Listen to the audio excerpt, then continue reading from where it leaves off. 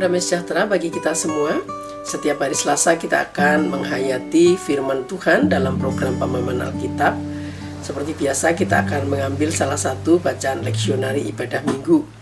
Dan saat ini kita akan menghayati bacaan dari Galatia pasal yang ke-6 ayat 7 sampai dengan 10. Dan kita akan menghayatinya di dalam tema jangan sesat. Mari sebelum kita bersama belajar tentang kebenaran firman Tuhan, kita mohon pimpinan kuasa Roh Kudus di dalam doa. Kita berdoa. Allah yang penuh kasih, yang boleh kami panggil sebagai Bapa di dalam Tuhan Yesus Kristus, kami mohon hikmat-Mu, kami mohon kuasa Roh Kudus-Mu memampukan kami memahami kehendak-Mu melalui ayat firman Tuhan yang sebentar lagi akan kami baca dan kami renungkan. Inilah kami ya Bapa, kami berserah kepadamu, hanya di dalam nama Tuhan kami Yesus Kristus kami berdoa. Amin. Saudara, mari kita mempersiapkan Alkitab kita. Kita buka Galatia pasal yang ke-6 ayat 7 sampai dengan 10. Saya akan membacakannya bagi kita semua. Jangan sesat. Allah tidak membiarkan dirinya dipermainkan. Karena apa yang ditabur orang, itu juga yang akan dituainya. Sebab, barang siapa menabur dalam dagingnya, ia akan menuai kebinasaan dari dagingnya. Tetapi, barang siapa menabur dalam roh, ia akan menuai hidup yang kekal dari roh itu. Janganlah kita jemu-jemu berbuat baik, karena apabila sudah datang waktunya, kita akan menuai jika kita tidak menjadi lemah. Karena itu, selama masih ada kesempatan bagi kita, marilah kita berbuat baik kepada semua orang, tetapi terutama kepada kawan-kawan kita seiman. Demikianlah firman Tuhan yang berbahagia kita semua yang mendengarkannya dan memeliharanya. Haleluya. Saudara kasih Tuhan, bacaan kita hari ini diawali dengan sebuah teguran, jangan sesat. Apa sesungguhnya yang dikatakan sesat? Apakah itu sebuah ajaran sesat? Sebuah ajaran yang menolak anugerah keselamatan yang diberikan Allah kepada kita di dalam Tuhan Yesus Kristus? Apakah itu terjadi dalam jemaat di Galatia? Mungkin saja. Tetapi kalau kita melihat bahwa kelanjutannya setelah teguran jangan sesat itu dijelaskan bahwa Allah tidak bisa dipermainkan. Nampaknya yang dimaksudkan tentang kesesatan di situ bukan tentang pemahaman, tetapi tentang penghayatan. Tentang sikap hidup orang Kristen yang tidak konsisten. Tentang sikap hidup jemaat yang tidak mampu berelasi menghayati kasih anugerah Allah itu. Saudara, umat Tuhan diminta untuk tidak hanya melakukan ritual ibadah yang nampak kelihatan baik saja, tetapi lebih dalam lagi penghayatannya, yaitu dalam ketulusan, kebaikan yang dilakukan dengan kesungguhan hati. Oleh karenanya, supaya sikap hidup umat percaya itu tidak mempermainkan Allah, maka Rasul Paulus memberikan nasihat sebuah prinsip penting, yaitu tabur tuai. Bahwa apa yang ditabur akan dituai. Bila kita kecewa, lalu sikap kita menabur kebencian, kita akan menuai kebencian. Kebencian itu akan berbalik kepada kita.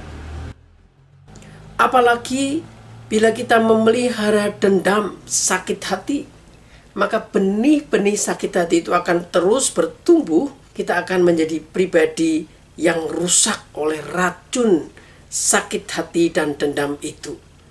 Benih yang kecil itu akan berbuah. Yang tadinya sedikit akan menjadi besar. Dan itu akan kembali kepada kita. Apa yang kita tabur akan kita tuai. Maka untuk itu Rasul Paulus memberikan nasihat di dalam dua pola hidup, menabur dan menuai. Yang pertama yaitu pola hidup dalam kedagingan, pola hidup keinginan, ambisi, emosi yang bila dituruti itu akan menghanyutkan kita pada kebinasaan. Perang yang demikian menghancurkan itu muncul dari sikap hidup yang menabur kebencian, yang membalas kebencian dengan kebencian, menanggapi sakit hati dan kekecewaan dengan balasan yang mungkin lebih keras daripada yang dirasakan. Itu hanya akan menuai kehancuran, kebinasaan. Dan pola yang kedua yaitu roh.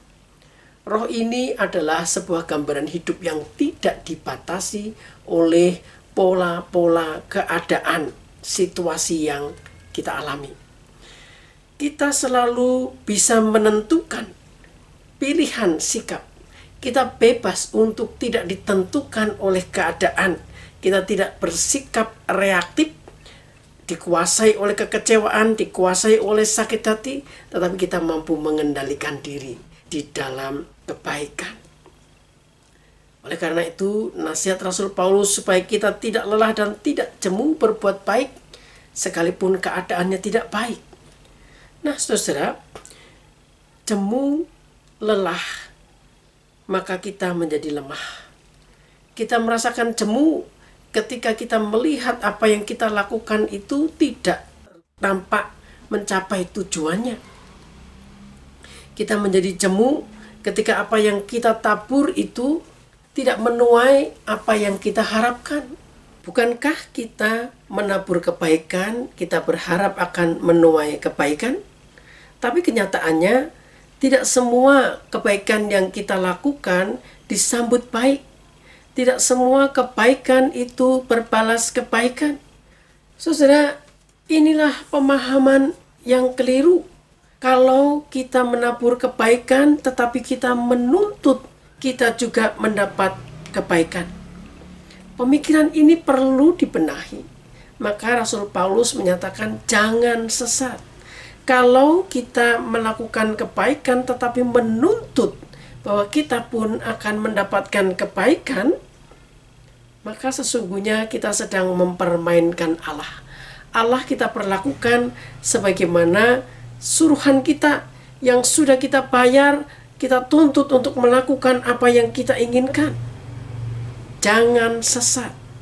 Apabila kita melakukan kebaikan tetapi menuntut, maka kebaikan kita itu sesungguhnya tidak tulus. Kita melakukan kebaikan supaya kita mendapatkan pahala. Kita menolong supaya kita dipuji. Kita memberikan supaya kita nanti diberi lebih. Kita mempersembahkan supaya kita menjadi lebih kaya. Itu semua adalah sikap-sikap yang mempermainkan Allah, karena kebaikan yang kita lakukan sesungguhnya tidak tulus, tetapi dikuasai oleh tuntutan. Ingat, bila kita menabur, kita akan menuai. Kalau kita menabur ketidaktulusan, kita menuai ketidaktulusan. Maka saudara-saudara, kebaikan yang kita lakukan itu perlu tulus. Saudara, kita diminta untuk tidak jemu-jemu berbuat kebaikan, sekalipun kebaikan yang kita tabur itu tidak dibalas dengan kebaikan. Apakah itu berarti kebaikan yang kita tabur itu tidak menuai kebaikan? Kebaikan yang kita tabur pasti menuai kebaikan. Kebaikan yang kita tuai tidak selalu berwujud sikap orang yang baik terhadap kita, tetapi yang terutama adalah kebaikan di dalam diri kita terus bertumbuh. Kita bertumbuh menjadi pribadi yang baik, yang memuliakan Tuhan. Kita menabur pikiran yang baik, kita akan menuai tindakan yang baik. Kita menabur tindakan yang baik, kita akan menuai kebiasaan yang baik. Kita menabur kebiasaan yang baik, maka kita akan menuai karakter yang baik. Kita menjadi pribadi yang baik, yang memuliakan Allah, yang tulus melakukan kebaikan, tanpa menuntut supaya kita tidak mempermainkan Allah. Kita melakukan, menghayati kebaikan kasih Allah dengan tulus dan sungguh-sungguh. Maka saudara, pada ayat yang ke-10, nasihat Rasul Paulus ini penting untuk kita hayati. Karena itu, selama masih ada kesempatan bagi kita, marilah kita berbuat baik kepada semua orang, tetapi terutama kepada kawan-kawan kita seiman. Selamat menghayati kebaikan dengan tulus tanpa menuntut, maka percayalah, kebaikan yang lebih besar, buah-buahnya akan kita tuai dalam kehidupan kita. Selamat menghayati kebaikan-kebaikan Kristus di dalam hidup kita. Tuhan memberkati kita.